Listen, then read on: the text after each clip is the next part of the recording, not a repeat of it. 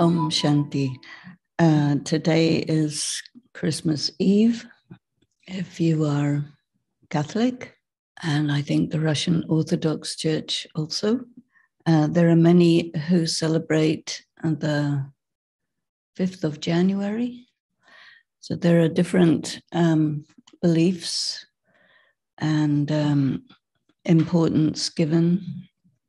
In Germany, a lot of importance is given to the day when the kings came, which is 5th of January. And for the Protestants, this would be Christmas Eve.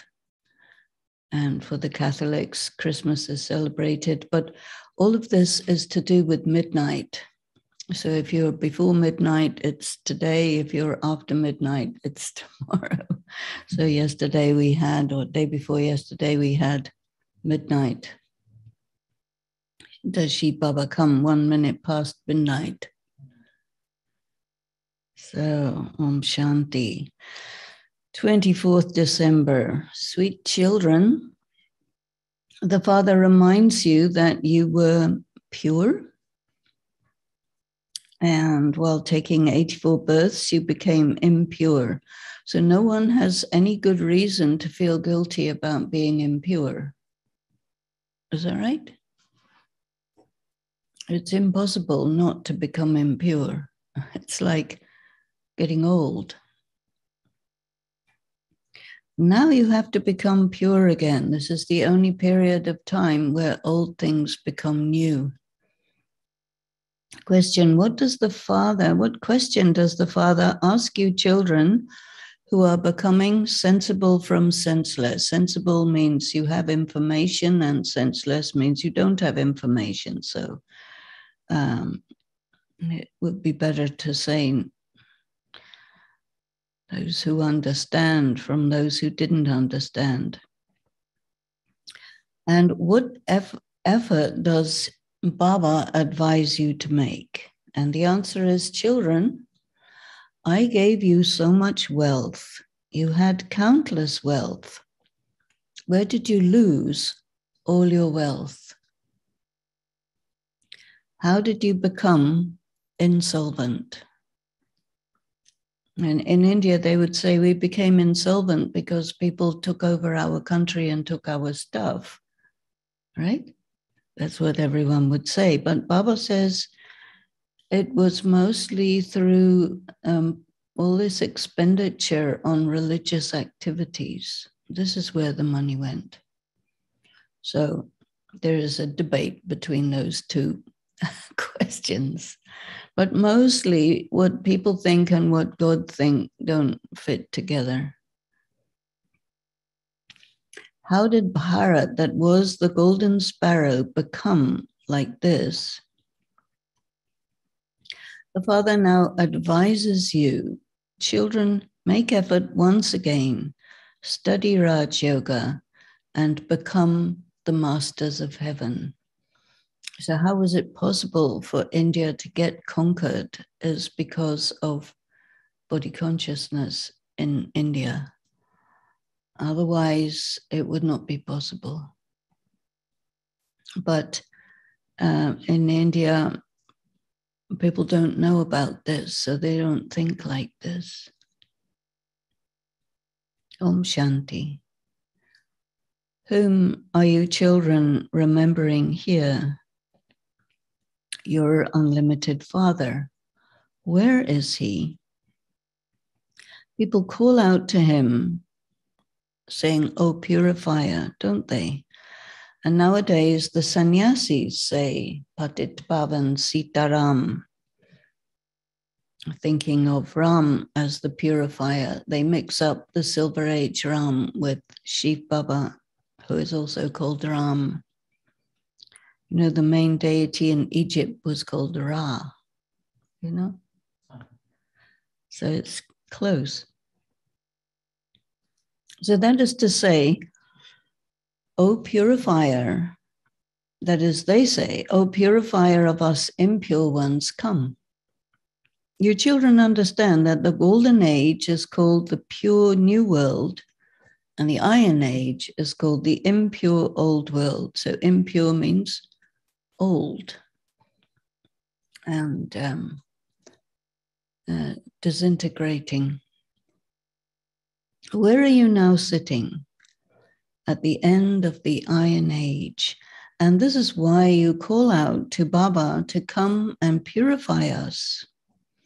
So who are we? I am a soul. Souls have to become pure. When souls become pure, they get pure bodies. And when souls are impure, they get impure bodies. So the body you get corresponds to your level of purity. This body is called a puppet of clay. Souls are imperishable. And the soul speaks and calls out through these organs. What is a body? It is a leather bag filled with warm mud, right? And when the soul is not there, it disintegrates very quickly. So the soul speaks and calls out through these organs, saying, I have become very impure, come and purify me.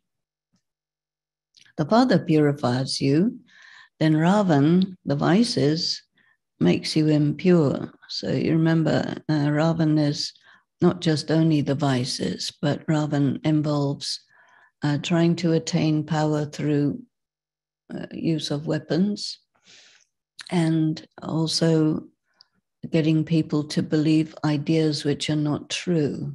So this, as well as the 5 vices, is Ravan. So the Golden Age is said to be pure, and the Iron Age is said to be impure. The Father has now reminded you, you were pure. Then you took 84 births. Now you are at the end of the last of your many births. You are now completing your 84 births.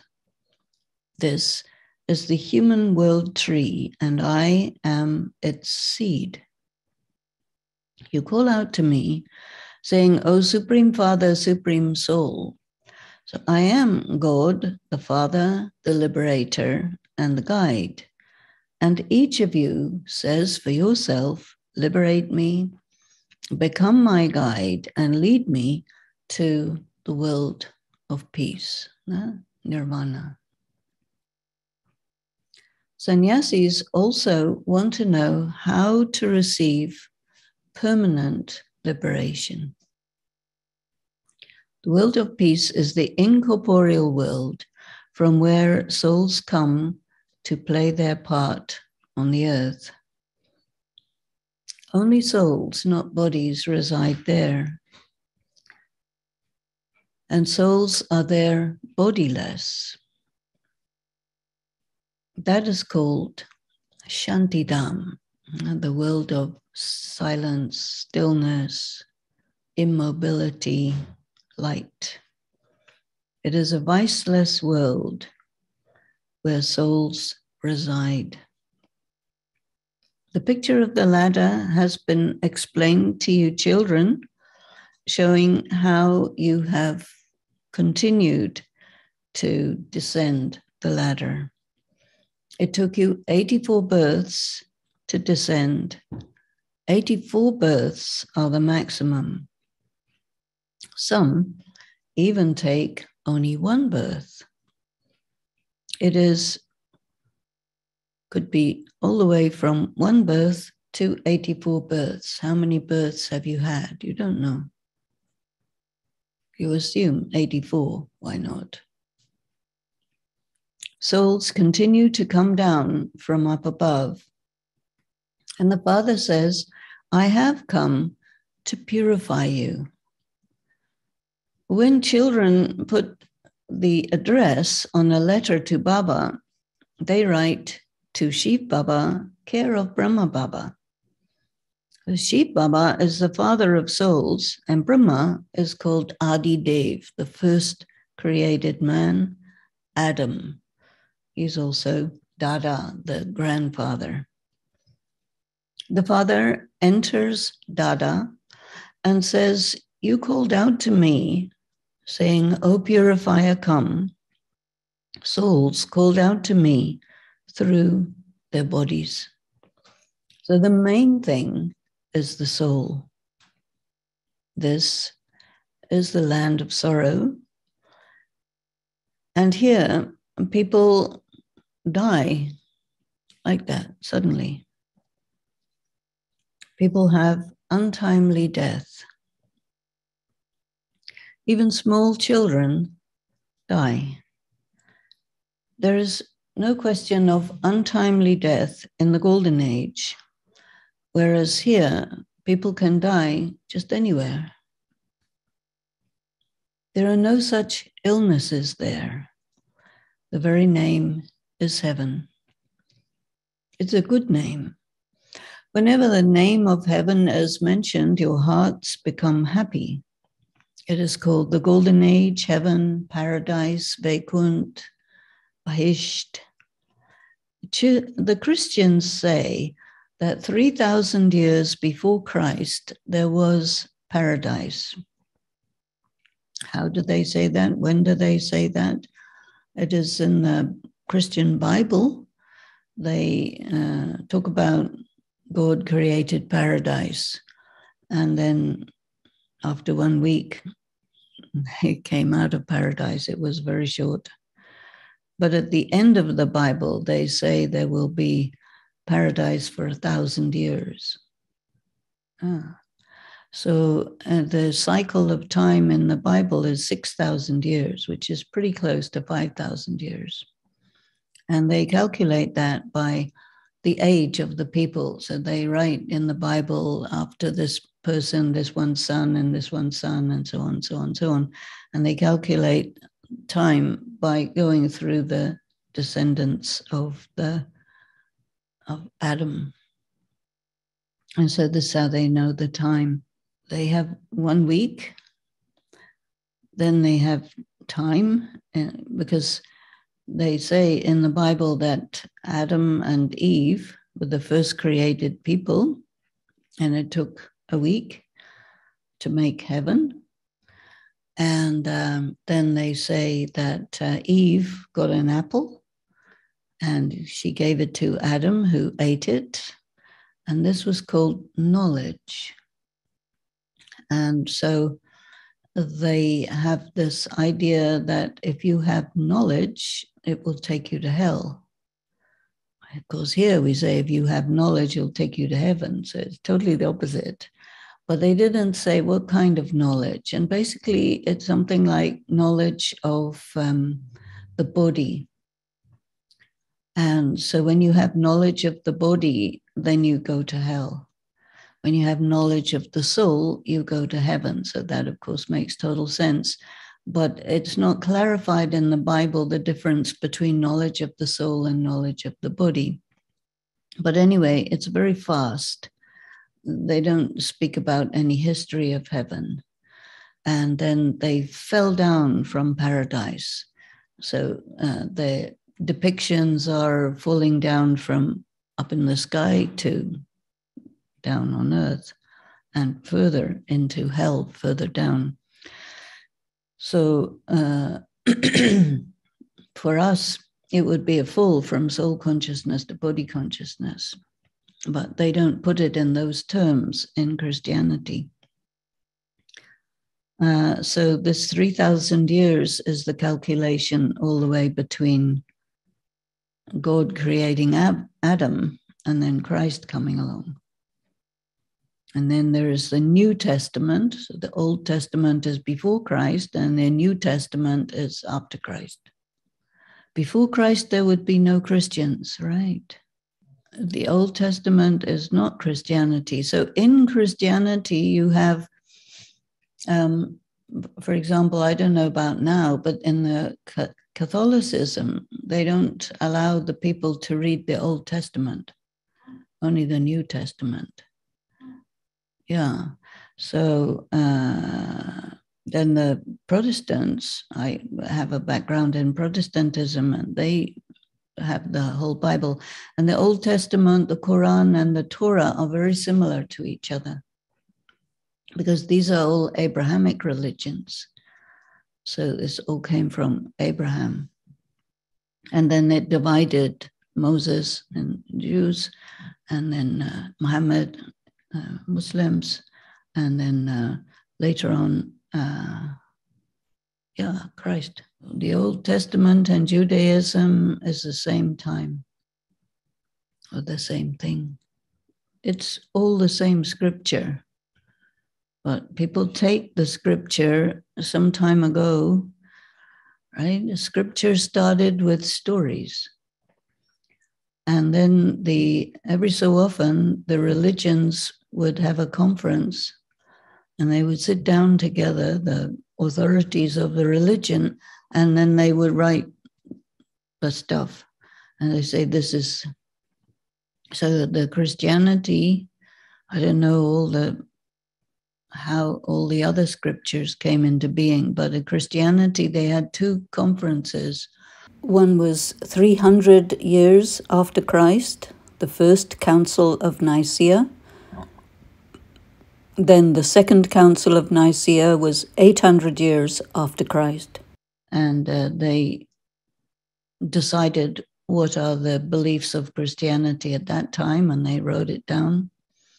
And then 800 years after Christ, they had another conference, and then they changed it, and that's what you have now.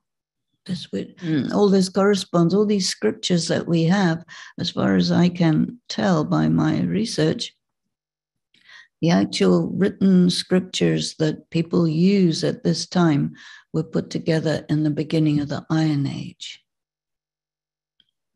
Although people believe that they were put together earlier, they were not actually put together earlier. There were some things that were part of Christianity that got removed. Yeah, definitely, it works like that. In the early part of Christianity, they did believe in reincarnation, but then that was removed. And in the early part of Christianity, all the priests were women. And then they deleted that from history, but they're there. If you go back and you find out it was all women. Because in the early days, mostly all the spiritual power was held by women. Then it got taken by men, and they don't let women now. And now, present day, they're saying, no, women should have a right to do this. But, you know, most of this historical record was removed. So it's a lot of work to find it. So when the Dead Sea Scrolls were found, the authorities of religion didn't want anyone to read them because they knew that it was different. And that their authority would be called into question, which it was. But that's it.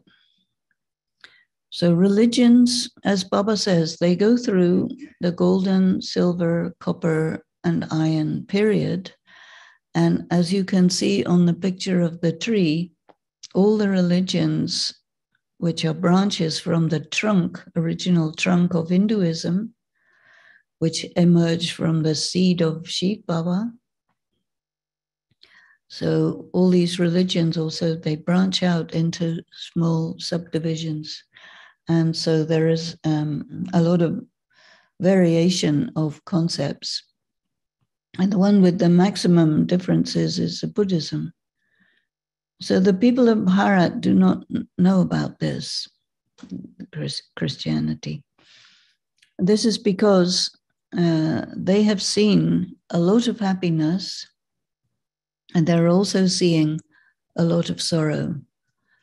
So everyone goes from one extreme to the other, and Bharat goes to the highest and then to the lowest. So people of Bharat have become really Tamil Pradhan, and these are the ones who take 84 births, and the other people don't take so many births. After half the cycle, those of other religions come. So you now understand that the deities lived for half the cycle. 2,500 years was a civilization of deities. And there were no other religions at that time. And then when there was the kingdom of Ram in the Silver Age, there was still no Islam, no Buddhism. People are now in extreme darkness. And they say the duration of the world is hundreds of thousands of years. And this is why they think that the Iron Age is still young. There's still 40,000 years to go. But you now understand the duration of the Iron Age has come to an end, and now the Golden Age is to come.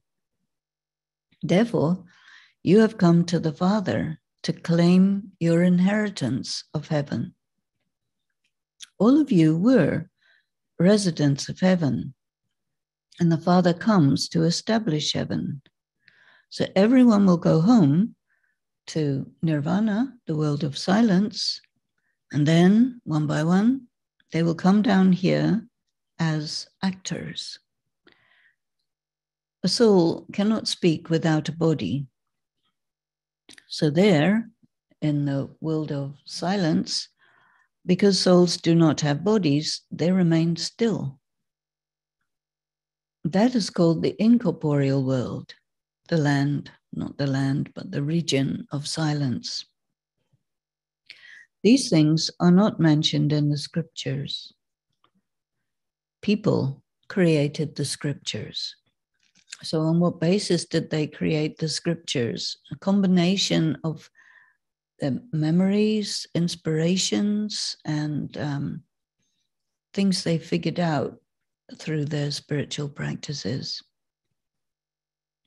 So they're all man-made, and they're all in a little bit incoherent, and they don't have internal consistency, and there's a lot of self-contradiction in the scriptures. So they don't have much power because of those things.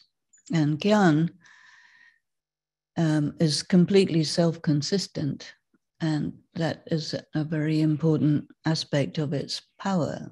You can answer any question, you can argue for any point, but in people who are based in scriptures, especially when Baba gives you this information, you can argue with authorities of scriptures quite effectively because they don't have full information. So this will happen sooner or later. A big court case Baba has predicted to prove who is right. So that means the Brahmins really need to know the Gyan well to do that. So these things, these scriptures, do not exist in the Golden Age. People do not perform any devotion, any rituals are there, and therefore there is no need for any scriptures. So many of the scriptures talk about how to perform rituals. Like one of the Vedas is totally about that. Deities do not worship anyone. That's why I say we can't say it's deity religion. You could say deity civilization. It is later on, thank you, that human beings, ordinary people, worship deities. That is the world of deities. And this is the world of, it says here, human beings, but the difference between deities and people who are not deities is the mortals or the immortals. There was the kingdom of deities, but that is no longer there. No one knows what happened to it. There used to be the dynasty of Lakshmi and Narayan, and you now have information about that. No other people have this knowledge. The Father comes and gives human beings, that means mortals, this knowledge through which the ordinary mortals can become deities, the immortals. You people come here specifically for the purpose of becoming deities. So deities do not eat impure food, that means non-vegetarian, and they don't smoke cigarettes. Deities, they are deities, whereas here, all are ordinary mortals. So the deities are pure, whereas these ordinary mortals are impure. The Father is sitting here speaking to the souls, and the souls are listening through their ears. These things are not mentioned in the scriptures. There is no Ravan in the Golden Age. There is no question of any sorrow there. Sorrow gradually begins later. Sorrow in the sense of hardship, lack. There in the world of heaven, you have plenty of wealth. So where Baba uses the word sorrow, you can understand it means poverty. On the path of devotion, you build temples. So first, there is the Somnath temple. And there you had large diamonds and jewels, so large that no one could put a value on them. The main thing is the Somnath temple, but all the kings must have built their own temples within their palaces because they began this activity of worship. So first of all, there is the worship of Shiva. So they didn't really worship, but they started to meditate with this light that they could see in this diamond. Like in a cabochon cut of a diamond, the light in the diamond is like inside the diamond, and it's very beautiful. So they would meditate with that. Shiva is also called Somnath. Somnath means the giver of the nectar of knowledge. So Somnath means the Lord, or the God who gives nectar to you. And this is the nectar of knowledge, isn't it? The Father is sitting here explaining that only the Father is called the truth, Sat. The Father says, I come only in Bharat and make it into the land of truth. So the land of truth is where people know information about the world that is correct. Without this, how could all of you become deities? So I teach you all this. Shiv Baba carries out his activities through the medium of Brahma. And Brahma has become dark because this is the last of his many births. And the light of the soul has become dim. And then he will become very bright and beautiful. They have a picture of Krishna showing him dark and fair. So there are many very good pictures in the museums that you can explain very well. So this differentiation between dark skin and light skin started off in the scriptures, but people took it as a reference to skin, and in fact is symbolic of the change in the soul from bright light to dim light. You know that you are going to the world of peace, your home. We are residents of that place. Then when we come here, to play our roles. You children should first of all have faith that it is not a sage or holy man teaching you here. Shiv Baba, the incorporeal supreme soul, through this ordinary body of Brahma. This man lived and sinned, but the one who entered into this man's body and speaks to you is the ocean of knowledge. No one knows him. He's secret. They call out, O God the Father, but no one knows his name, form, place, and time. And then they say that he is omnipresent. So ask them, where is God? And they will answer to you. Who is they? This is the people who believe the knowledge of the Vedas, because it's in there. So they will answer to you that he is in every particle and he is in every being. But in fact, Baba says there is a soul in every body. And they call out to the Father, the Supreme Soul, saying, Baba, come and purify us impure ones. You call out to me to carry out this business and this service. So what is the business of purification? You give up your impurity and he in exchange gives you purity. That's the business. And the service is you cannot do anything about your condition. So he serves you by bringing you up to your highest level. So you tell me, come and make us dirty ones pure. You invite me into the impure world.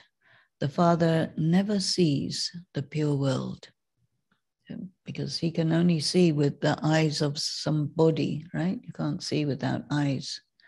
So Baba knows the golden age, but he doesn't see anything till he comes into the body of Brahma Baba. Interesting, huh?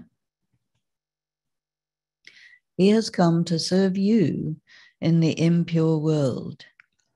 This kingdom of Ravan is now to be destroyed, and you are studying Raj Yoga here, and then you will go there as the kings of kings.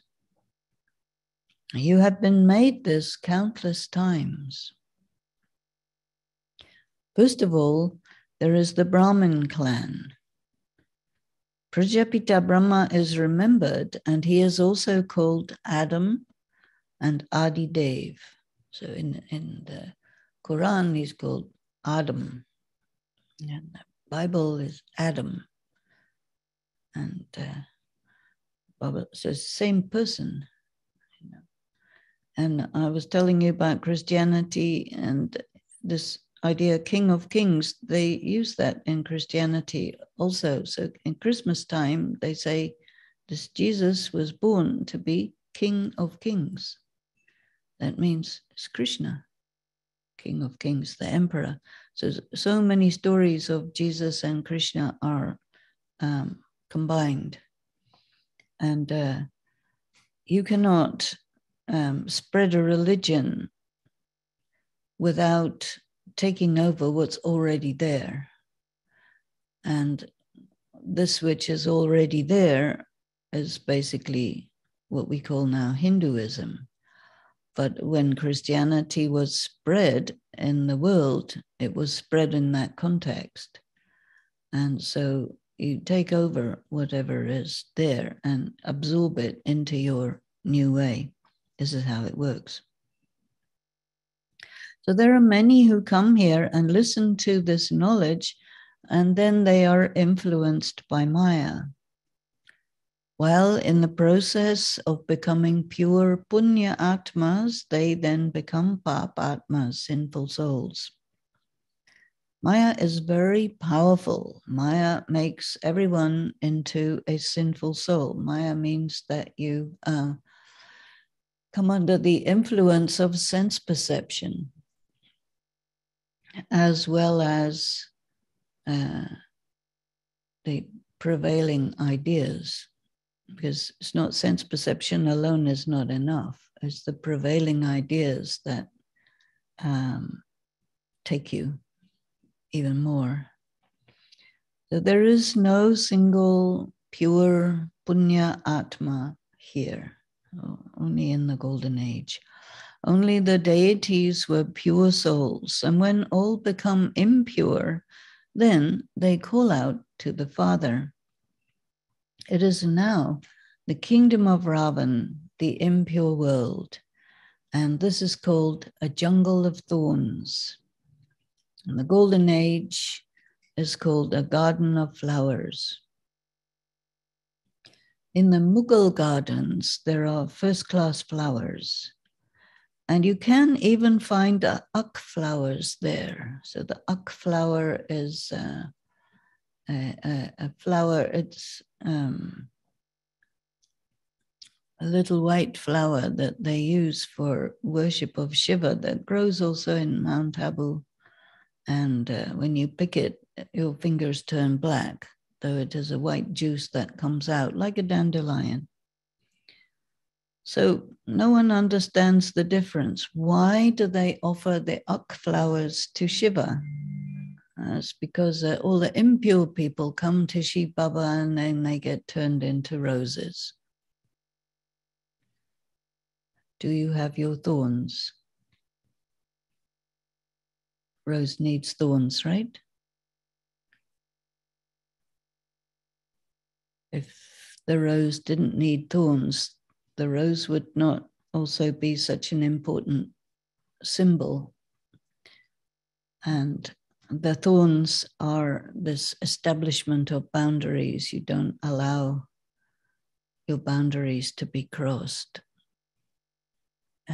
It's also symbolic for the king. The king has to not allow any enemies to come into the kingdom. So there has to be boundaries. So your first kingdom is yourself, and then you can manage a kingdom of many people. So the Father also explains this. It's like the boundaries of Madhuban. Baba sometimes talks about all these boundaries will be strongly enforced, that no impure people will be allowed to come into Madhuban. Impure means not practicing the disciplines, so and can't have the full atmosphere if you allow mixture, right? So everyone has had their boundaries invaded by something or another, and that has taken away your power. And so you have to undo the invasion of your boundaries as an interesting practice.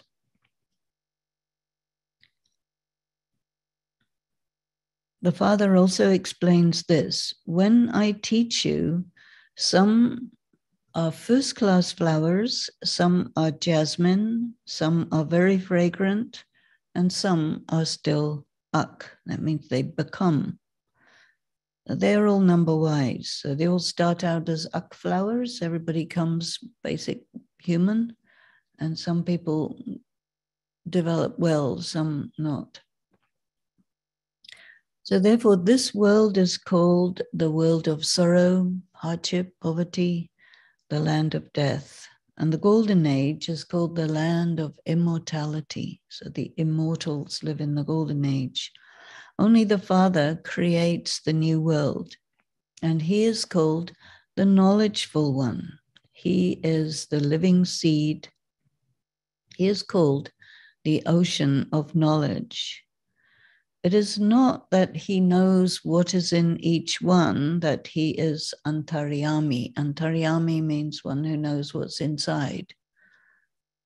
Actually, if you go in front of him, you will be very clear that he knows everything what's inside, right? This is why people who are not clean can't go in front of him, because they can't handle being seen as he sees. So when people say that God knows what's going on in everyone, they are lying. It is correct to say that he is the ocean of knowledge and that he is the living seed. So he doesn't know, but he perceives, right? those with whom he comes in direct connection. He knows the beginning, the middle, and the end of the world, and this is why he is called the ocean of knowledge. He is now giving you children the knowledge of the beginning, the middle, and the end of the world. And the cycle continues to turn. The golden, silver, copper, and iron ages. At the confluence age, the world changes. You are Raj Yogis who are now standing at the confluence. And the Father is sitting here teaching you. Those who become the children of the Father study Raj Yoga. The first and main thing is to understand that Baba is the Father, the Supreme Teacher, the Supreme Father. Shiv Baba is now teaching you. He is also your Satguru. He will take all of you back home. And that, going back home, is called the procession of Shiva. It's mentioned in Bhakti. God is teaching all of you devotees and making you into the residents, the dwellers of heaven. These things are not mentioned in the scriptures. This Dada studied many scriptures. The Father doesn't study scriptures. The Father himself is Sadgati Data. He gives you Sadgati, takes you to the right destination. So he doesn't need to study any scriptures, but he refers to the scriptures. And in that, he just makes reference to the Gita. God spoke the Gita, the original Gita, which is now again being spoken, which is called the jewel of all scriptures. But the people of Bharat do not know who God is. And they say that the Father is omnipresent, and such a statement is defamation. They insult the Father, and this is why they become impure. So you have karma with people, karma with nature, and karma with God. So the people who are very religious, they believe the false information, and that makes them have negative karma with God. So Baba has said that the religious authorities have actually betrayed the people, telling them the wrong thing. So, but they wouldn't like to hear about that.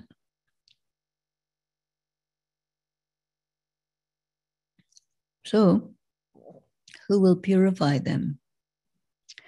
The one whom they have defamed so much comes and purifies them.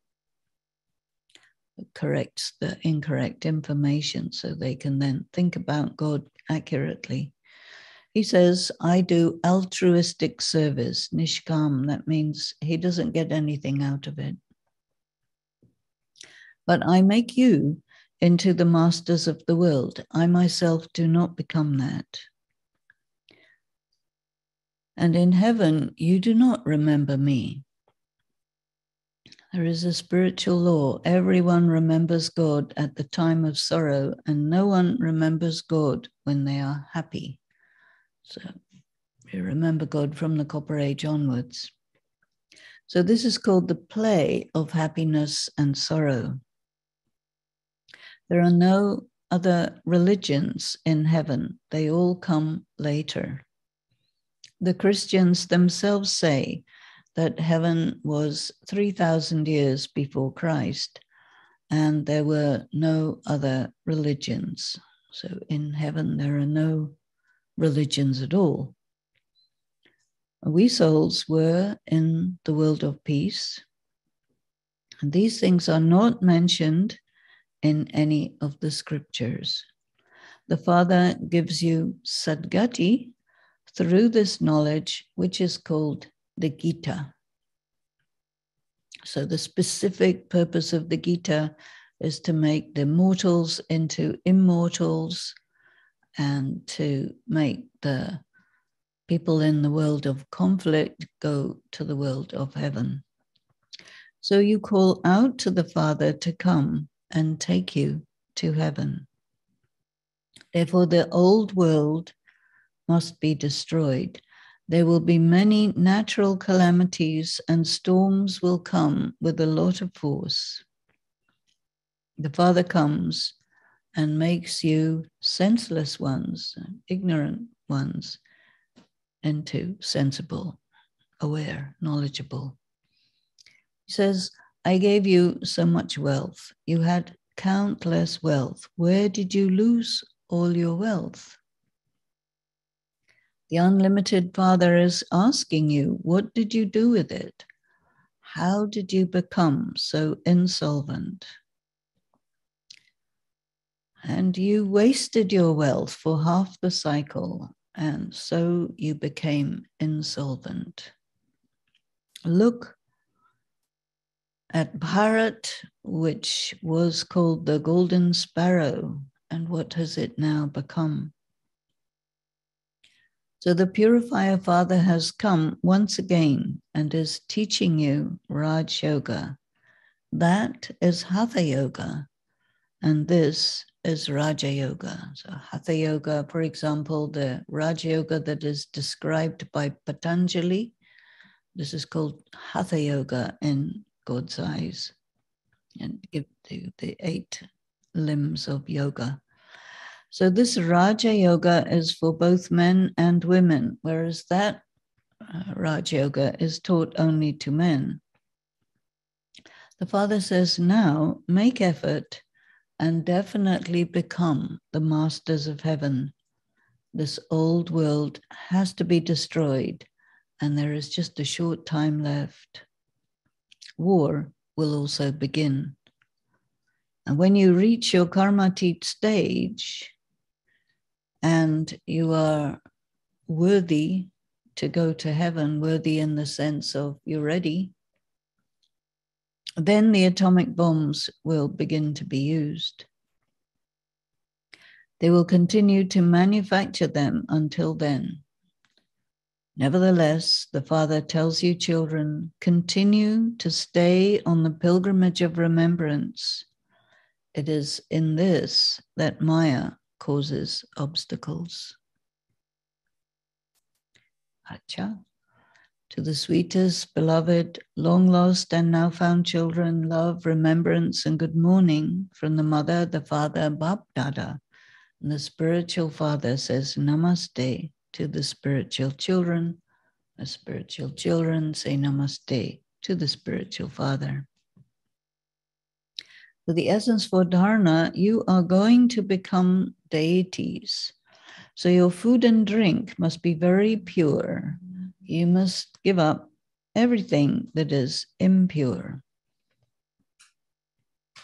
Become a first-class flower.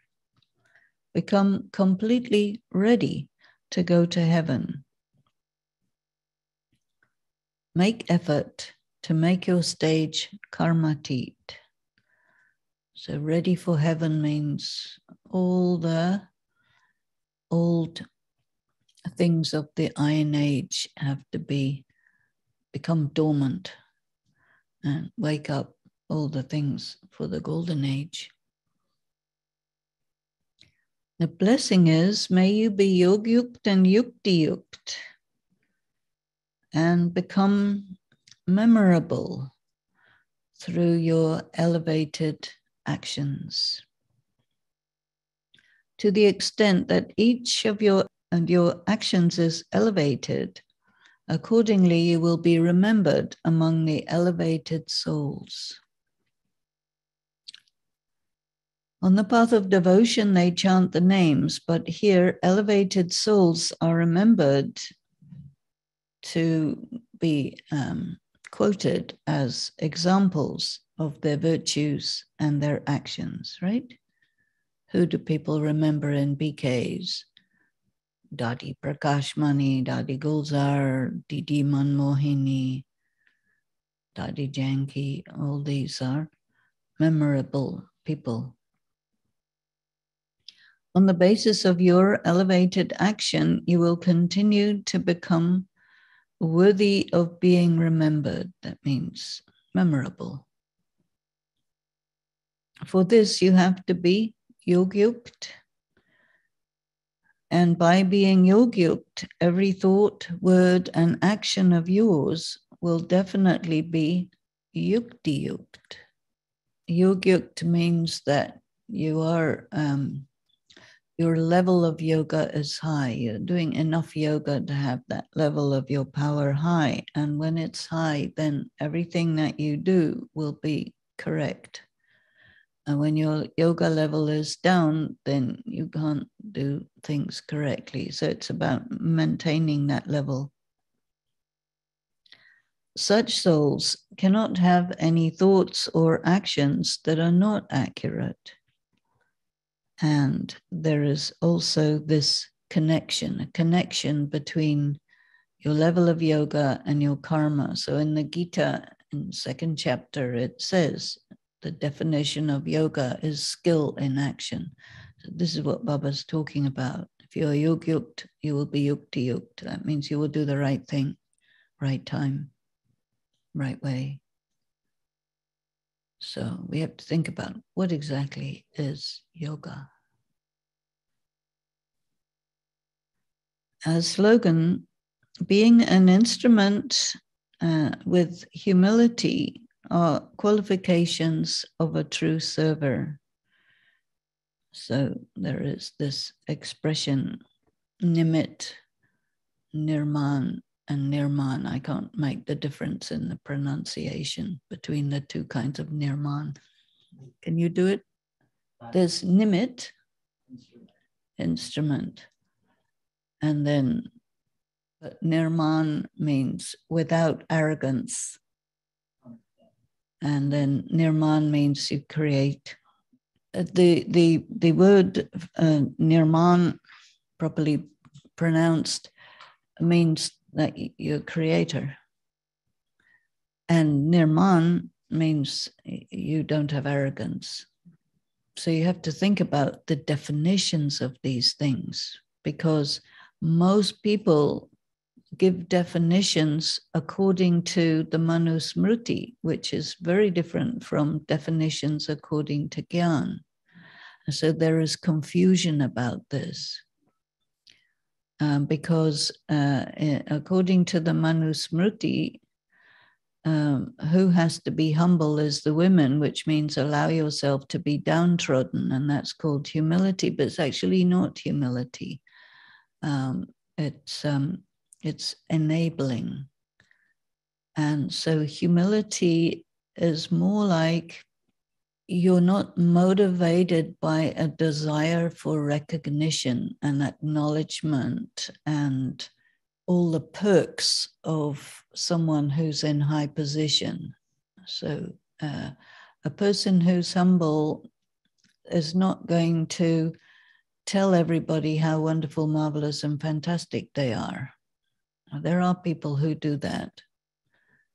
But a person who's humble must be in their self-respect. So what happens in the conventional views about humility is they try to destroy people's self-respect. And then when a person is fully disempowered, they call that person humble, but that's totally wrong. But it's the patriarchal approach to humility. You put yourself up by putting everybody else down. And when you succeed in putting people down, then you say they're humble. But that's not humility. That's abuse. And it makes people very weak. And so it doesn't actually produce the kind of society that Baba is talking about. And so we have to really think about these definitions, and the conventional interpretation of these words actually causes psychological damage. And so it's not useful for us to go for that. Therefore, we have to think very carefully about everything that Baba says about how you should be. And one of the things that it speaks about in the Gita, Arjuna asks Krishna, what are the sanskaras of a yogi? And then these are described. And what you have in the BK world is this confluence between the ideas that come from Vedic India and the ideas that come from Shiv Baba. And then there are other ideas which come from pre-Vedic India, which are contained in some of the legends and myths, but because they're very ancient and the description of these is difficult to comprehend because it's all symbolic, and people mix up the symbols with the reality and the reality with symbols and get it very mixed up, very tangled. Sometimes Baba says that bhakti is very tangled and that he comes to disentangle everything. So he gives these keys, and we have to use the keys to undo the damaging effect of people's ideas about how to run the society. Which means that you're doing something completely new. And there are very few people who realize the difference between this, what I call toxic conventional morality, and then what Baba tells about how a person should be. And it's a very, very interesting study to do. So we should do that so that we get it right. But it's very difficult to get it right because you use the same words and then someone will interpret a word in one way, which is like wrong. And then Baba will give you the interpretation of that word right, but they'll take it wrong because they're used to it. So we have to understand about people's mentality. And one thing that I have observed is that when people hear something, they do not hear what is said to them. They hear what is activated in terms of what they already have heard about that. And so they don't actually hear what you say to them. They just remember what they were told on that subject, and it gets in the way so that what they hear from Gyan doesn't actually go in. It just activates what they heard from Bhakti. And there's very few people who can see that that's going on. So when Baba talks about the importance of yoga, I think yoga is good for distinguishing between what Baba is saying and what you have heard in Bhakti. So there's a problem. One problem is that if you have had a great deal of Bhakti and you're full of all these ideas, when you come to Gyan, you will consider it as a verification of those Bhakti ideas. But you're actually deceiving yourself because it's actually challenging those Bhakti ideas, but you don't get it, you don't see it. And so there are many, many people who have a very strong Bhakti background who can't actually come into Gyan properly because the Bhakti background interferes with it. And if you have had no bhakti background and you don't have any of the, it's like when you are indoctrinated with some ideas, that indoctrination goes very deep and it affects you emotionally, and it affects your assumptions.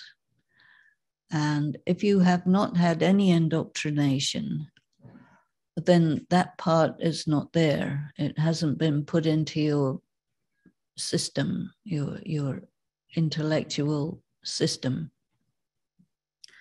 And that makes it easier for you to tell the difference between what Baba's saying and what the indoctrination is, because you know both of them neutrally.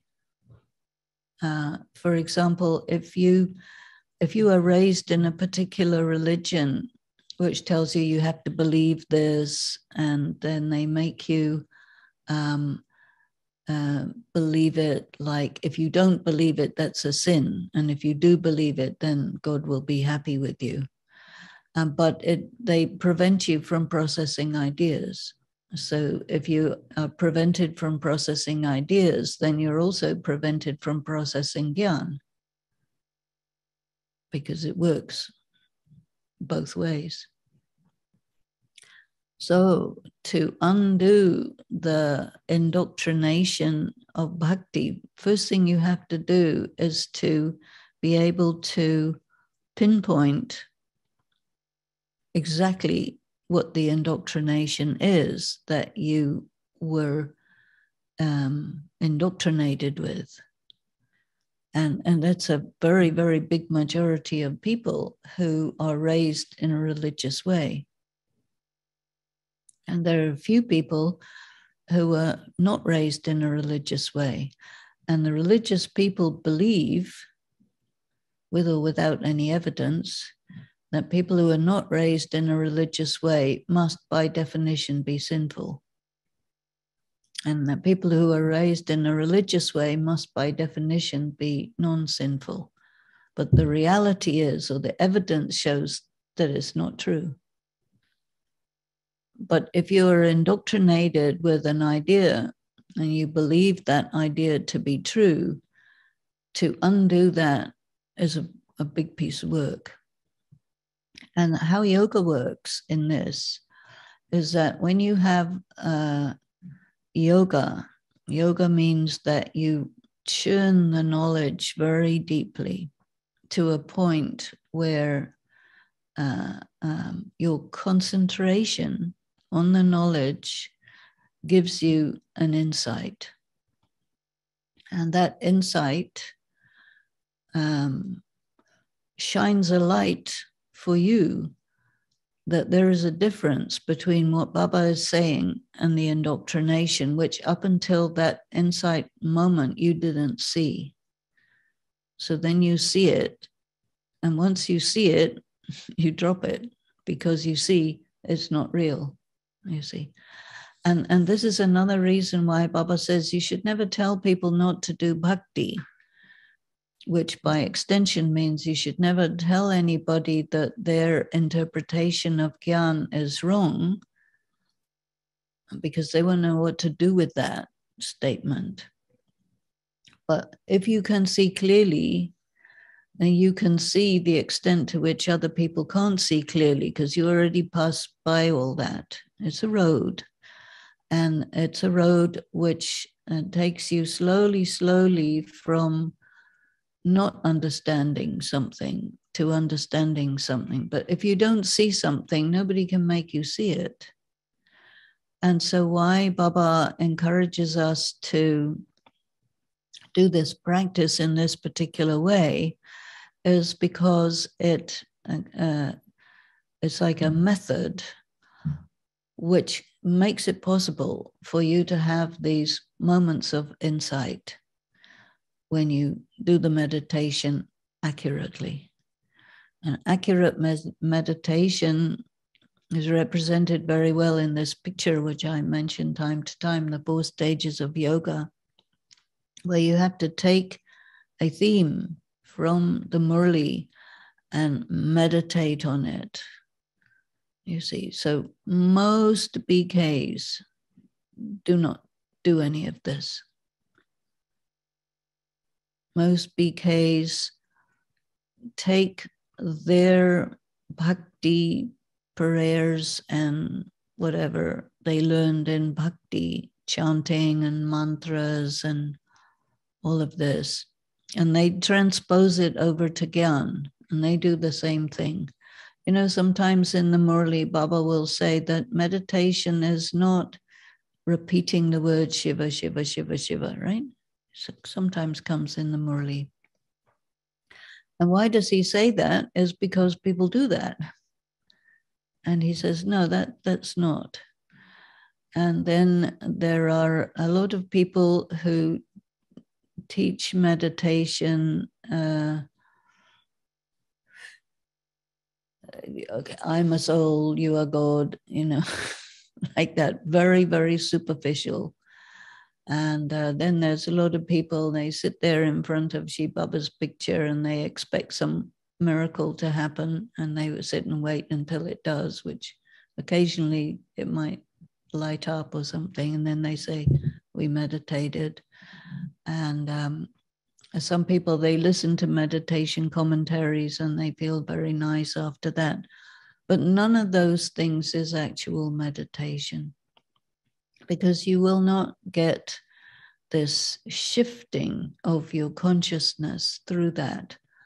And so the meditation that is better is to churn the knowledge, because the knowledge is what is in Shiv Baba's mind, combined with the different comments of Brahma Baba, these two together. Now, Shiv Baba has declared that Brahma Baba knows how to meditate. So he knows. So this combination of what Shiv Baba says and what Brahma Baba says takes you in the right way. And the knowledge that Shiv Baba gives and the comments that Brahma Baba gives are like a road. You know, he talks about Gatmat, Tumhara Gatmat Nyara Hai, which is always translated as your ways and means are unique. Nobody can understand a sentence like that in English. But what it means is where you're taking us and how we get there is totally different from what the religious people are doing. And so it's a very important statement to consider, because as an initiation of meditation, you need to distinguish between what the religious people teach as prayer and etc., different methods of activity, religious activity, and be clear about the difference of what those people are telling you to do and what Shiv Baba is telling you to do. Because Raj Yoga is something that you do in your mind. And so what this is called also Gyan Yoga. And Gyan Yoga means the yoga of knowledge. And so second chapter of the Gita is also entitled Yoga of Knowledge. And in that second chapter, it talks specially about the soul. And so the first lesson that you get in the 7 days course is you are a soul. And then you say, okay, what's that?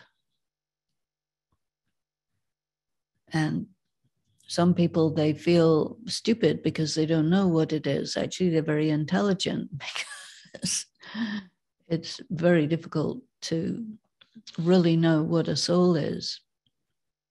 Because the first thing that the first step of Raj Yoga meditation is to question your identity. You see, in religion, your identity is you're a male or a female,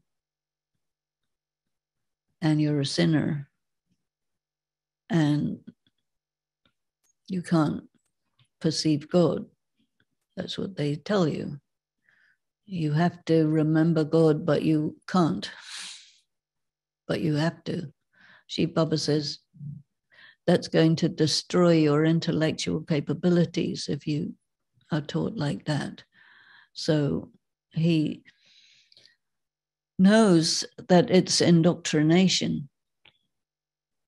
And indoctrination is a system that destroys free thought. And so, to be Shiv Baba and deal with the humans is really very difficult. Yet he knows what he has to do. And he knows it takes a very, very long time to free people from the chains of indoctrination, because they are chains. And people, if they get a point of the Murli, which is actually clearly in their mind different from what they have believed up until now, it is very disturbing, because your loyalty has been to your religion. And if you go against that loyalty to your religion, you feel very uncomfortable doing that. And so it's a huge risk for a person to actually take on what Shiv Baba is saying, you see, which is against what you have been raised to believe. And somebody who has not had much religious indoctrination doesn't have that problem, which means it's a lot easier. And then the other thing that influences people a great deal is public opinion. You see, because when you're growing up, you're raised in your social and religious context. And all the people around you, your family, your school, your society, whatever, has a mandate to make sure that you comply with that social system. And they feel that if they don't do that, they're doing something wrong. And if they do that, they're doing the right thing. So if you are raised in a situation like that, then you also believe all those things in that way. And you see, if you come to God, and you can see this historically, all the great spiritual masters were outcasts because they didn't comply with religion. Not because they were bad, but because they were on a higher level. And so definitely they will get made into outcasts. So it's what you're dealing with. And then Baba says, okay, this is incognito. Whatever is going on in your mind, that's private, right? But whatever is going in your mind will be visible in your vibration and in your response to what's going on around you, your activity. So when Baba says you have to be yog-yukt and yukti-yukt, then it also includes that you are not part of that world of indoctrinated people, but you live with them and you are surrounded by them and you have been programmed really programmed to feel a certain way around these social systems. And then with Raj Yoga, you start to neutralize that indoctrination. And so therefore, they cannot reach you using the normal methods to trigger compliance by making you feel guilty. I see. So it's a very, very extraordinarily revolutionary method that he's giving us to be able to be free. And so when we take up this expression Jivan Mukti, it really means that you are in life surrounded by all these indoctrinated people, but you are not indoctrinated and you are immune to all of the peer pressure and so on and so forth. And of course, you have to be immensely spiritually powerful to handle that, because they will detect that you are escaping from the indoctrination, and they will feel very uncomfortable about that, because when you escape from it, it gives them the feeling that they might not be right. And that makes them feel very afraid, because a person feels secure, very secure, when they think that they are right. And you remember one very interesting thing that Baba had said as a definition of arrogance, which is again the opposite of humility. So the arrogance is indicated by I am right. So the people who are indoctrinated, they definitely feel I am right in all of the elements of the indoctrination. And if they see someone who is close to God, but not indoctrinated, that's very scary for them, very scary. And I experienced this very clearly when I was in the Vatican in Rome discussing with the priests there. Because they said to me at the end of our discussion, they said, well, we can see that you are called by God, but he did not call you to be a Christian. And that, what is this?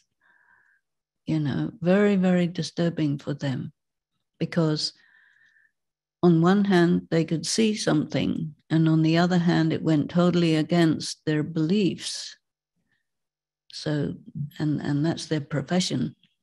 So, very difficult to deal with that.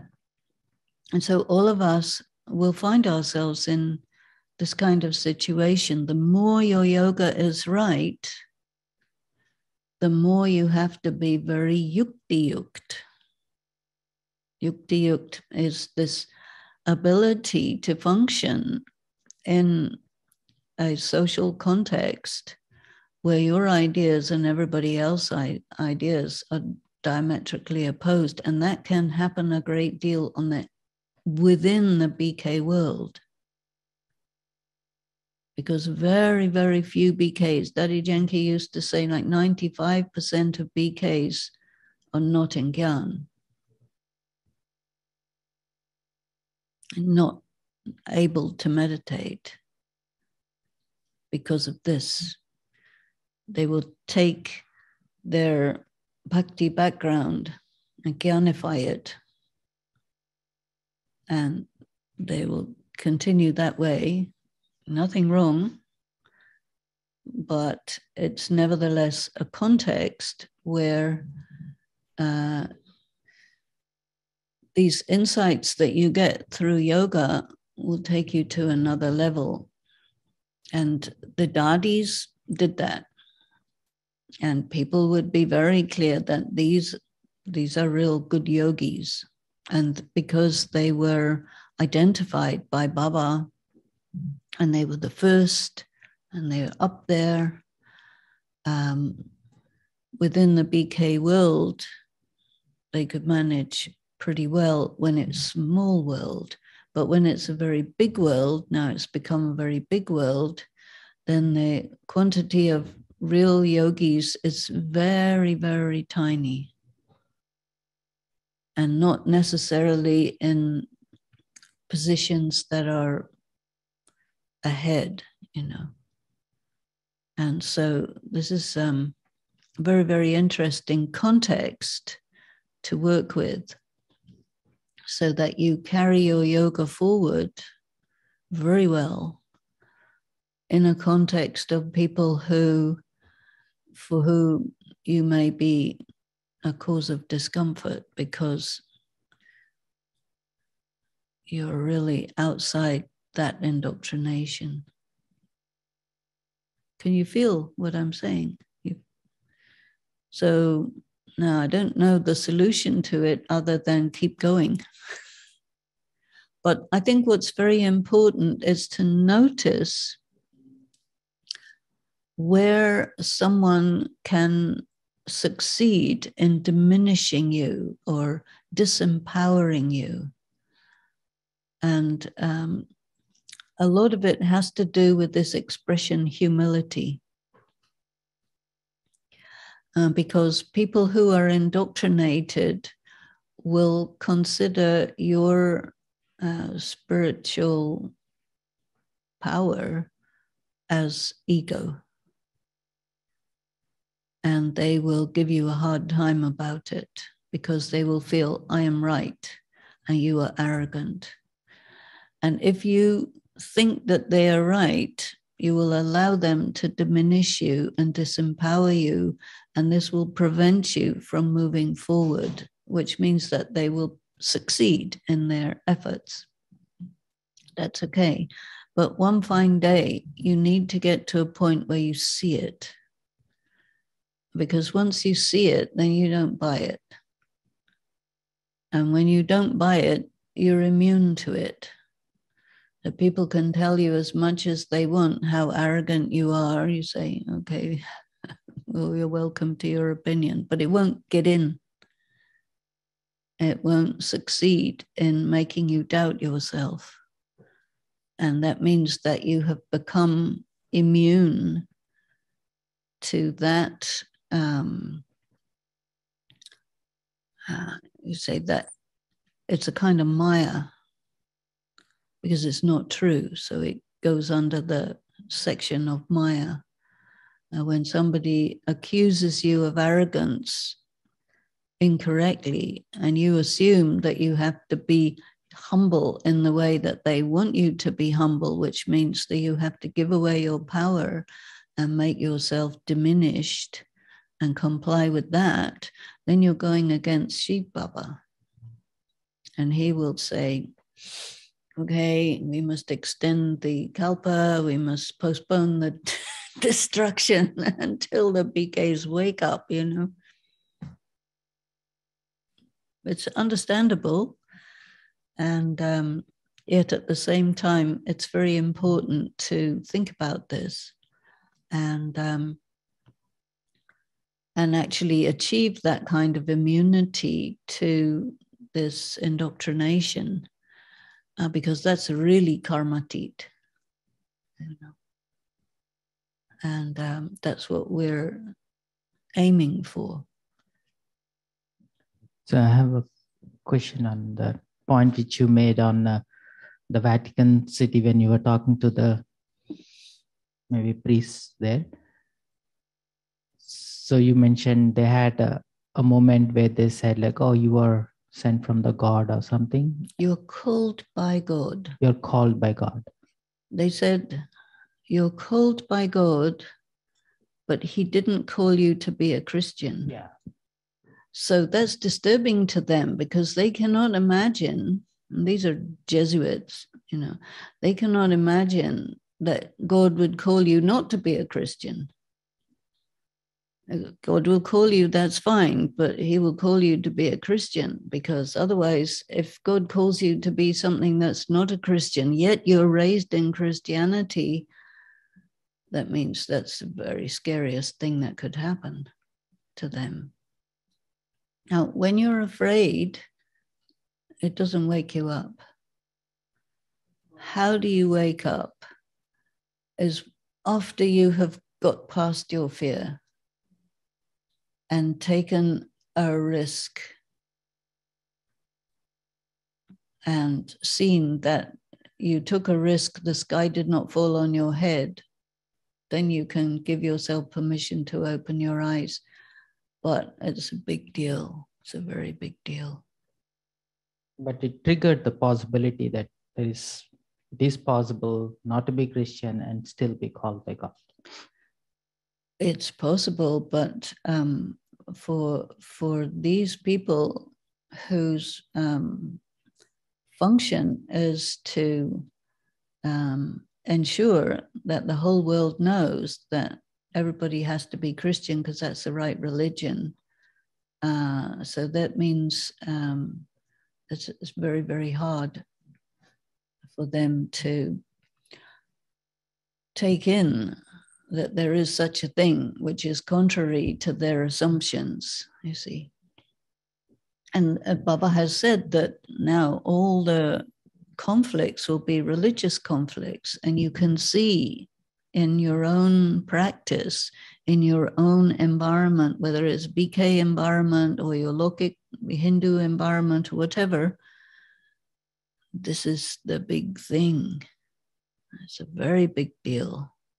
And you can understand that in the beginning of the yagya, when Baba was talking all these things that corresponded exactly to the scriptures, you have to be pure, and remember God, not anybody else.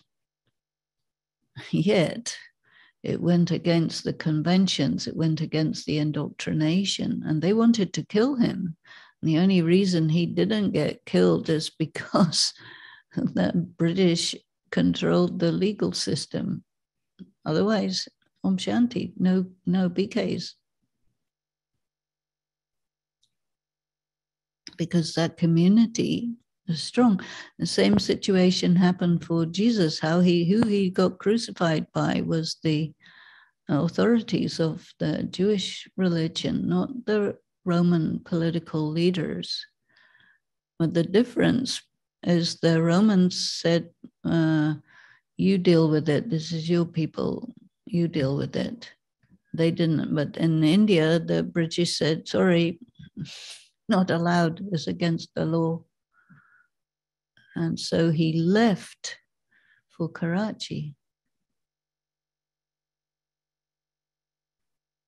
And there was an interesting story which came on the Avyakti Parivar from Ganga Dadi, where she said that Brahma Baba told everyone that he was going, he invited people to come to Karachi for a month, to stay with him for a month. And so they were not going permanently, they were going for a month. This happened to us, myself and Chandruban. Oh, you go to America for 2 months, still here, 40 years later. So this was the system. You go for a little while and then you don't come back, basically. That was the method that was used. Well, mentioning about the roses and thorns, you said something that's, if I heard it properly, undo boundaries or something like that. What I said is that the thorns represent boundaries, but the indoctrination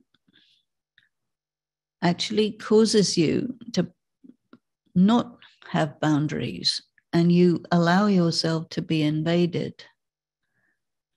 And what Baba is saying is set boundaries so that you can't be invaded. And it's very difficult to set boundaries in front of people who think that they have a right to control you. You see, and the big problem that happened in the beginning of the yagya, more than anything, was that the girls announced, "I will not get married." "Who gave you the right to think?" they said. So who gave them the right to think? God. So it really became God against the religious authorities. And the religious authorities, when they come in direct conflict with God, that is unthinkable. It is unbearable. It is out of range. It is impossible to conceptualize that the religious authorities and God would be in opposition. And yet it very clearly says in the Gita that I come to take out the religions. So there are just certain things that are in the scriptures which the authorities of religion sort of don't quote, and they don't encourage people to study the scriptures. They encourage people to listen to what they say. And so you get people who really do study the scriptures, they will find out stuff and then challenge. But if you are indoctrinated, you're afraid to challenge.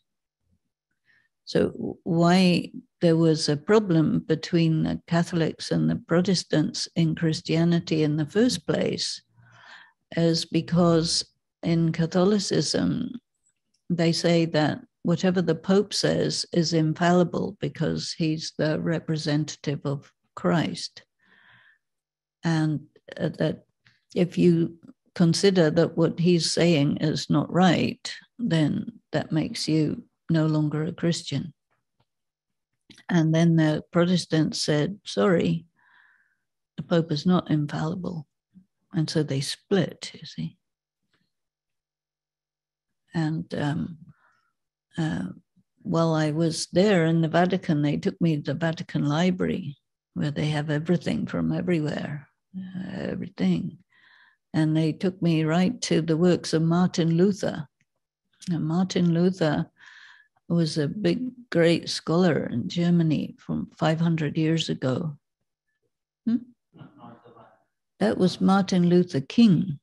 And this was Martin Luther, who Martin Luther King was named after. But Martin Luther was the philosopher who challenged Catholicism in Germany.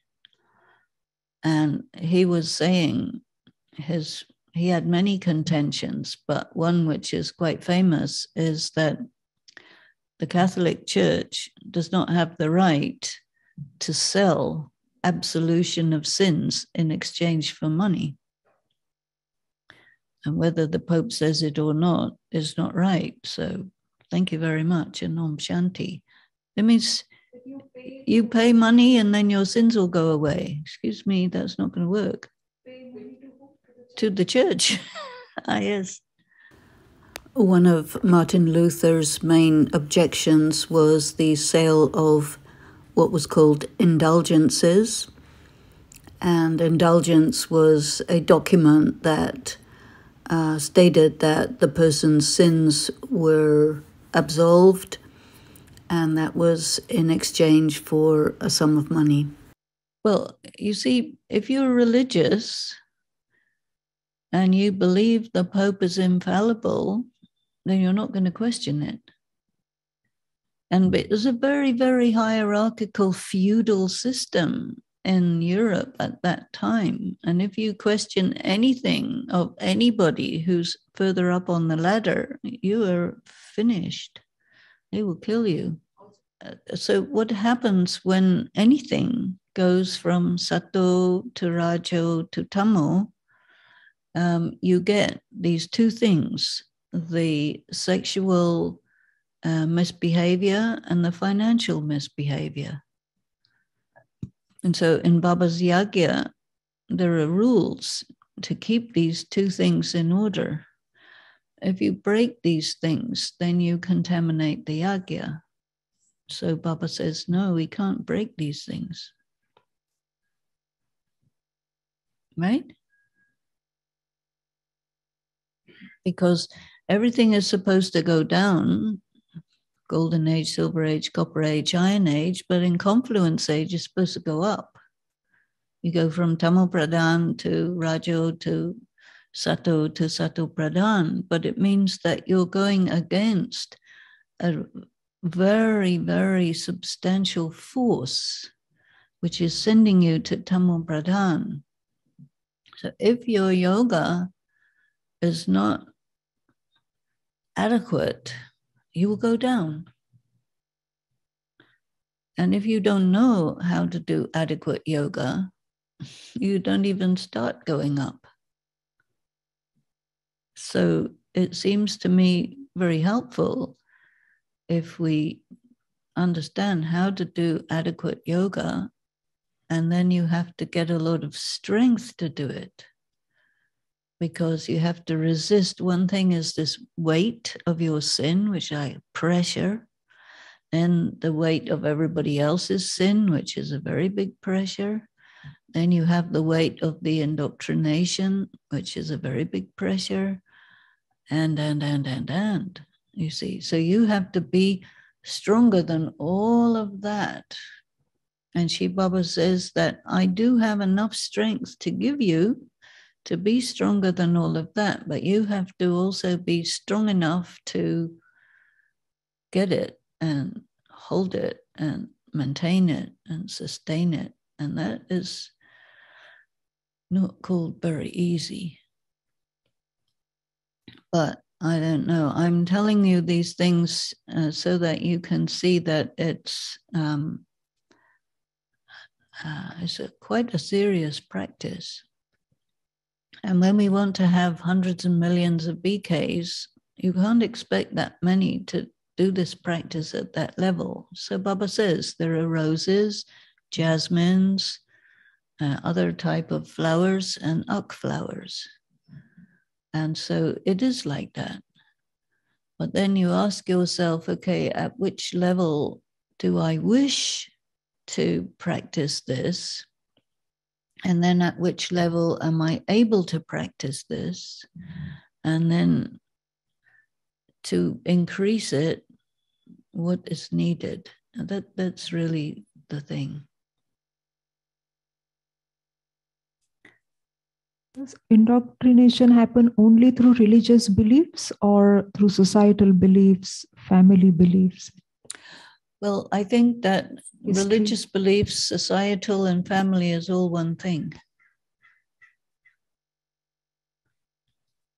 And because you see, if you take Hinduism as an example, and Judaism is also done in the same way, that your identity and your religion is not different.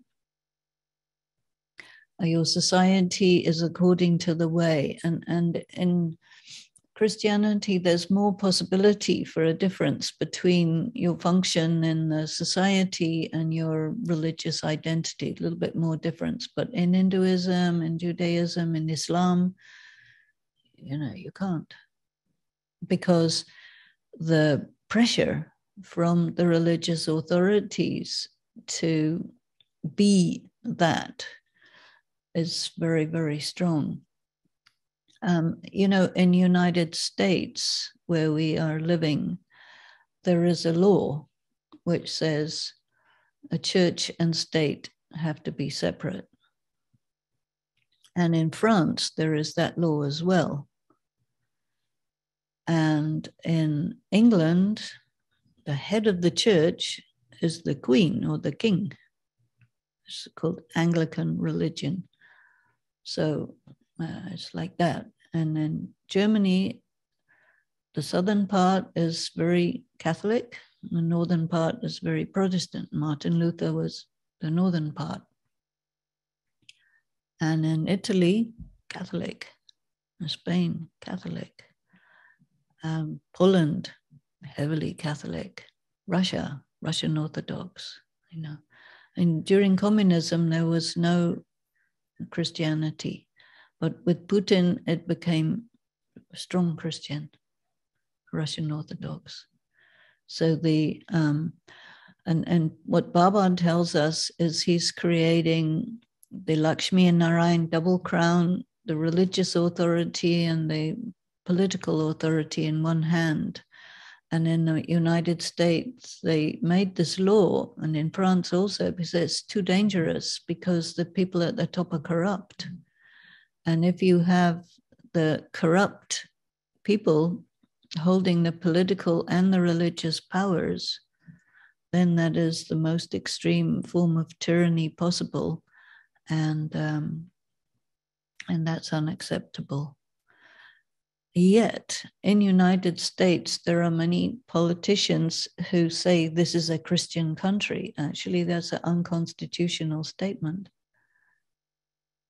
But they do, you know. And you remember in the education system, unless it's a religious school, you're not allowed to bring in any of these religious ideas into the United States education system. And then it meant that the education system had to be very focused on just like scientific stuff, which is non-religious. And then people said, but if you take out the religious part, then you take out the morality. And then you get humanists who say, the human being is naturally good. And so you don't need religion in order for there to be goodness in the society. You just need to focus on the natural goodness of people, you see. And so these are all these conflicts that come up because people know what they know only to the extent that they know it. And when Baba says to us, okay, I am the knowledgeable one, I know everything, and I tell you all the information about the material world and the spiritual world. He's called the truth. So he tells us this, but the truth is so unacceptable when you have thought that what is untrue is true. And when you get faced with the truth, it's unbearable. And so there is the expression, the awful truth. And awful is like God. You have awe of God. If you're a religious person, you're afraid of God. And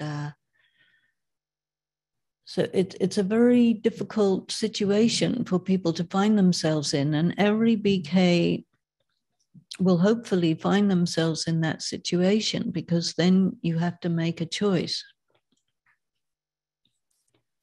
And the choice is, are you going to, when you come into a conflict in your own self between what you believe from your Lokic life and what Baba says, which side are you going to be on? Because you have to decide. You can't be on both sides. And this is why this was very much the case in the beginning of the Yagya. Now all these differentiations are heavily blurred, because if you don't blur it, you can't get lots of people, and they wanted lots of people. Now that you've got lots of people and all these lines are blurred, then the integrity of the yajna is impacted. So it gives you a different problem. And so now the thing to consider is, okay, where do I stand? You know, who am I? Where do I stand? 2 days back in the Murli, there was a statement that you go to the villages and you do service, and then you create subjects, and that's how you become king. Mm. So is that why the literal translation was to create more people, to have more numbers? Because like, what does Baba actually mean when he says that sentence in today's time? He says, and this is in the context of Gandhi, okay? Social service, politics. So what he says, if you see the picture of the ladder, not this one, but the original one, where he talks about the religio-political rise and fall of India. And this Raj Yoga is religio-political. And he says he's making you into kings. So here we live in a country which got rid of kings and had a war about that and established a republic. And so in India, where Baba's talking very specifically for India, and also he says that you're not going to create a kingdom in America or Russia or China or Europe or Africa. You are creating a kingdom in India. And the overwhelming number of BKs is Indians, whether in India or Indian diaspora somewhere else. And so if you serve people, that's called social service. So when you serve people from a political point of view, you do something which benefits them. Now, in BK, how do you benefit people is you enable people to be soul conscious and God conscious and teach them pure karma, etc., which means that you have served them. And when you serve someone, it makes them subjects of you because they're beneficiaries. And so when you benefit people, according to the laws of karma, you will become the king of those people because it's a consequence of benefiting people. And so this is what is said. Now, the thing is, you may do a lot of service, but the question is, did you benefit people? Because if you benefit someone, then they will honor you, right? If you do charity, you're a wealthy person, you do charity, you benefit a lot of people, you arrange for their education, their facilities, whatever, then you rise up in the hierarchy. This is a human system is like that.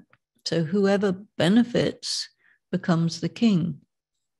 Now what has happened in the Iron Age is that instead of the kings being beneficiaries of people, they take. And so it's upside down. And this, you remember today's Friday, yeah? Yesterday I had this, not yesterday, the previous Thursday, I had this scene of the hat being upside down. And it's also symbolic for this, that if you are taking from the people, you're in a position of power, but you're abusing power. So maybe what can happen very easily is you do a lot, you benefit a lot of people, and you come to a position of power, and then instead of continuing to be beneficial, you reverse it and you start to desire more power. And in the process, you start taking from the country or taking from the people instead of benefiting the people. So this is where your hat gets turned upside down. And so in BK, he wants us to serve people. But if you serve people and you get all sorts of people, like we have a center, lots of centers, and lots of people, and they give you lots of money and this and that, and then you say, I'm the king of the castle. And then you start to become arrogant, you see. So this is an example of what Baba said not to do. You have to have humility. That is to say, you have to understand that you got this position not because of you, but because God gave you power. And he will check how you handle it. Do you know how to manage power, or do you get corrupted by it? So if you get corrupted by it, then go to the bottom of the class. But if you know how to handle it, that means that you will not abuse it. You will make sure that you're a trustee. Daddy Janki used to talk a lot about how Brahma Baba was a very excellent trustee, because yes, he was the top. He never abused the power. But not everybody is immune to abusing power. It's very easy. Power corrupts, and absolute power corrupts absolutely.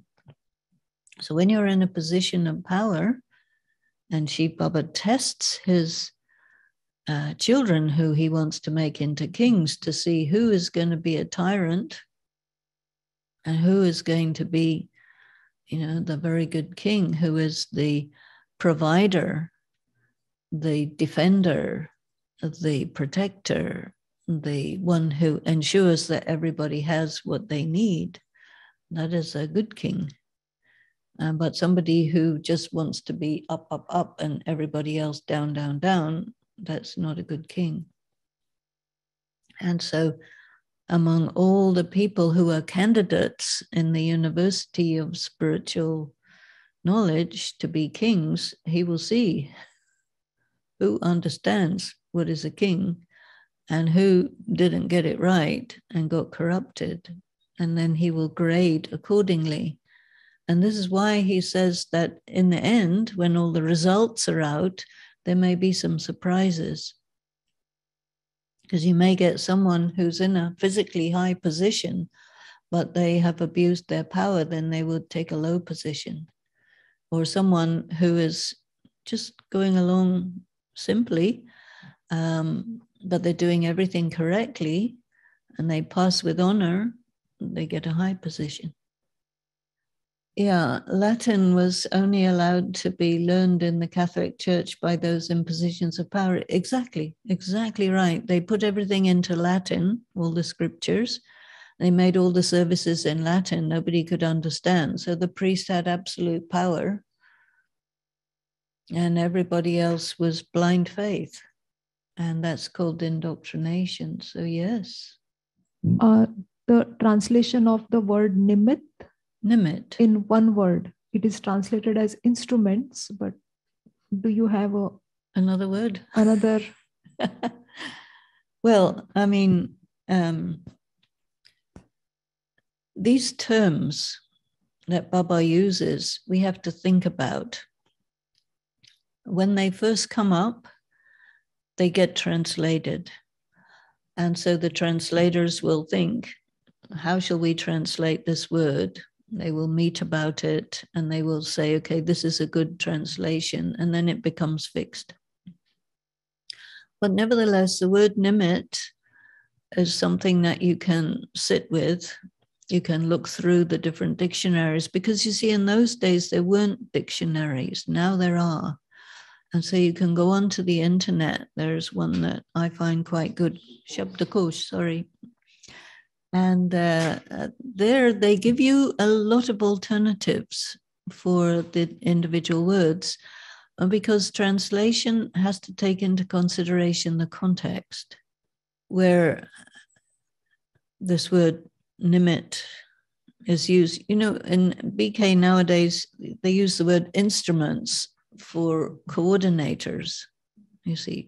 So this is like this, that you took a word which sounds good, which everybody has a lot of faith in, and then you put that word on somebody who's in power,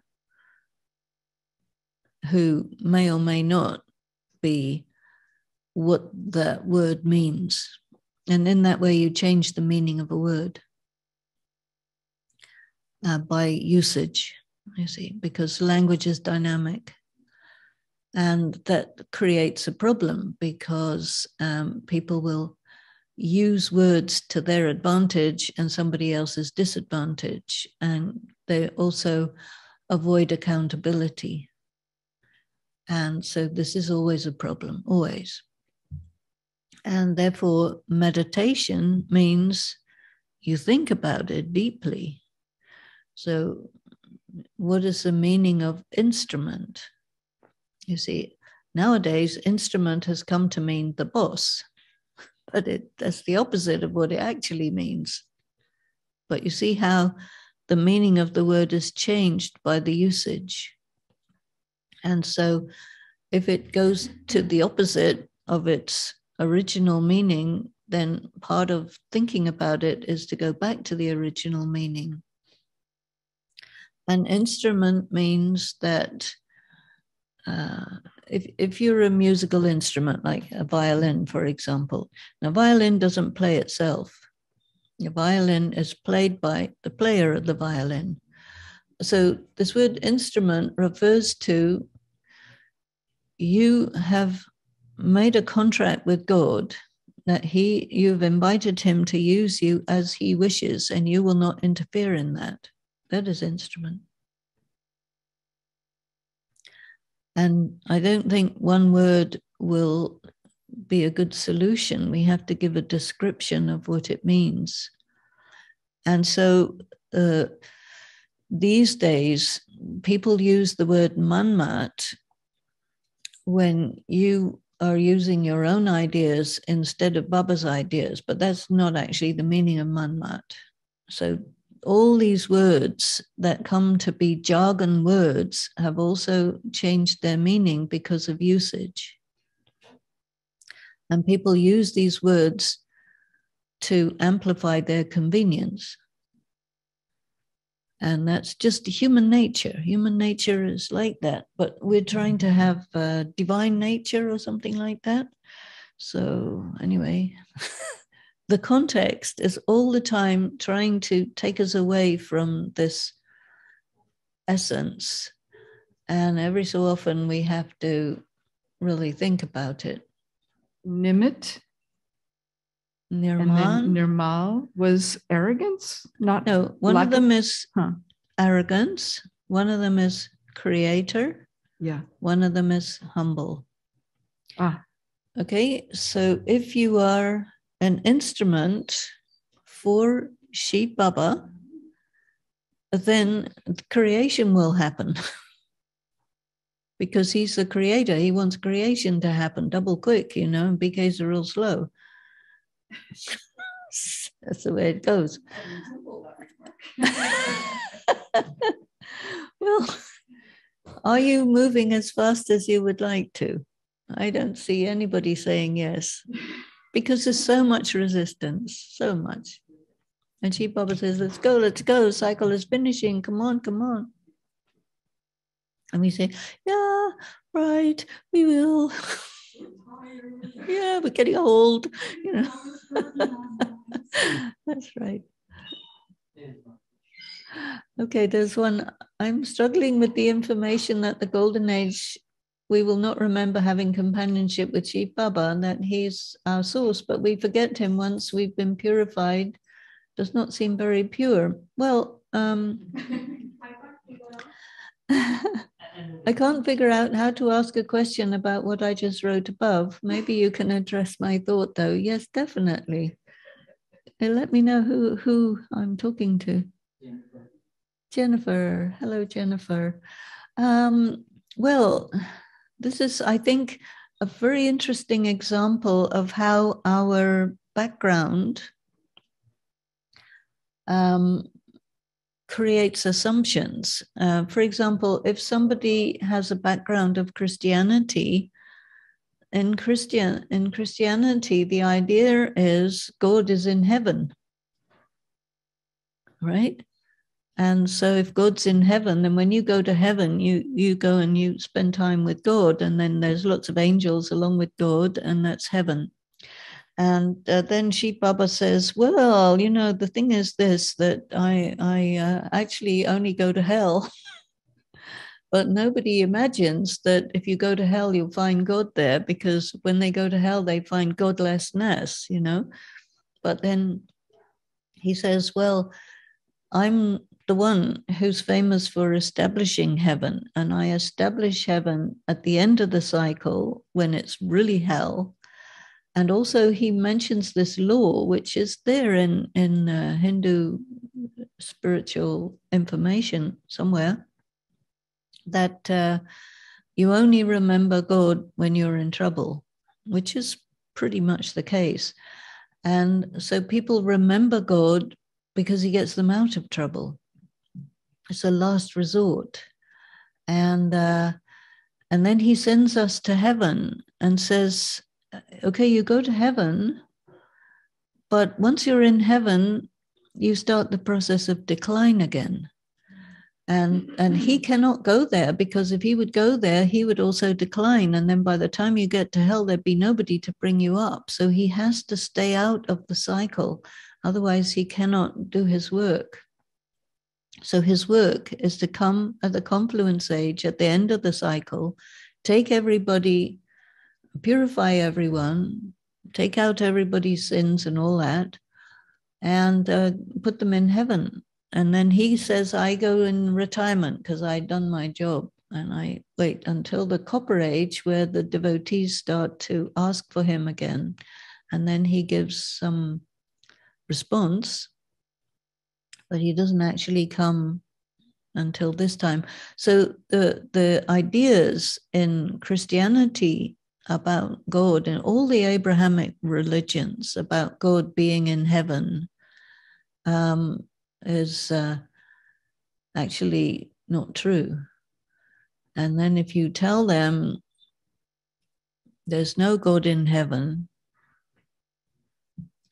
then they say, well, why would we want to go to heaven then in that case? And then he will say, well, anyway, you don't go to heaven because you come later. And they say, what? So it's very problematical. So we have to go slowly, step by step to really understand what's going on here, what he's talking about, and who he is, you know. So it's a day by day we get a little bit further along. But she said that we don't remember God. That doesn't seem very pure. Right, like that. Yes.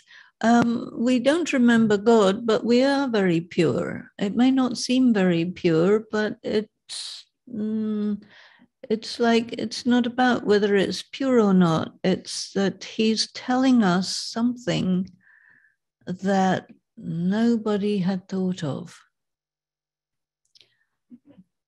And when you hear something that nobody had thought of, you associate with what you know. And it's a very deep belief in the Abrahamic traditions that when you die, you go to heaven and God is there. And then he says, well, there are more details. Because when you die, you reincarnate. And when you die finally at the end of the cycle, then you go to the soul world. And depending on how much you did and what you did in the confluence age, you will go to heaven at the beginning or a little bit further on, and you will be in heaven and you won't even think about God because you don't have any trouble. And there were many people who argued with him about that. And they said, we want to remember you in heaven. And he said, okay, you go to heaven and see. If you want to call me to heaven, I'll come. But I doubt if you will call me, because you will be in heaven. You won't have any need for me. And so Jennifer's question is a very important question, because there are so many people whose belief and knowledge about God is centered around the idea that he's in heaven. And then this question, where is God? Like they said in the Murli today, people do not know his time, place, date, etc., etc. They do not know that he lives in the soul world, which is not heaven. And they do not know that he comes in hell, which is not heaven. And they do not know that when he's finished making heaven, he goes back home and we go to heaven, but he doesn't come there. Nobody knows that. Nobody would even conceive about that. And if you tell them that, they say it's your imagination, because it doesn't correspond to what they have been indoctrinated with. They don't even know they've been indoctrinated. They say indoctrination is for other people. They think we've been indoctrinated. Okay.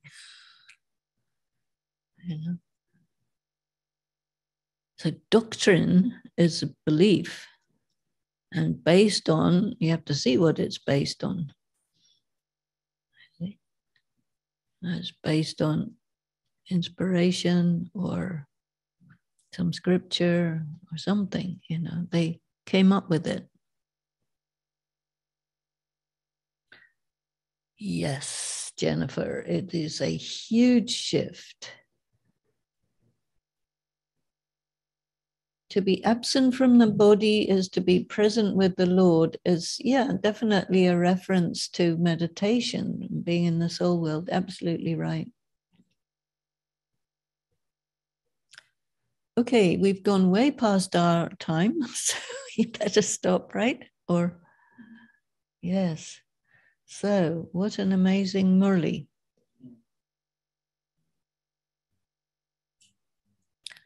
Om Shanti. Om Shanti.